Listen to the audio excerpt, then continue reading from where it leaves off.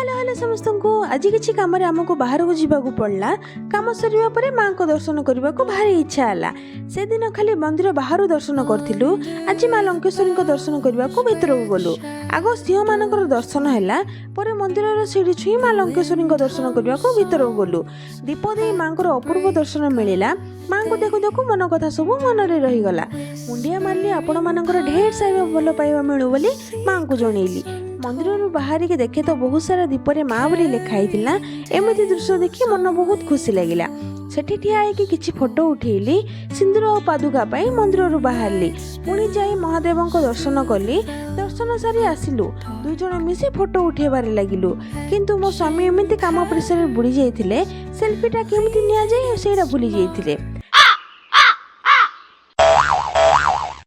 देख तो केमती उल्टा उठाउछंती।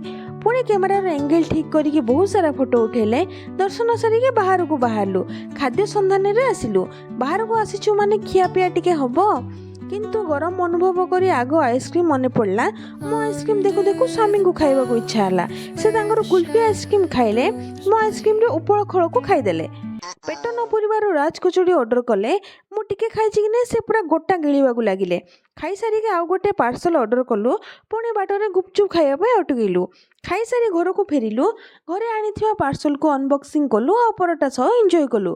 एबे आपण माने कमेंट रे जणांतु मां लंकेश्वरी मंदिर कलाहांडी केउ सहर रे अवस्थित। रहिली हरिओम।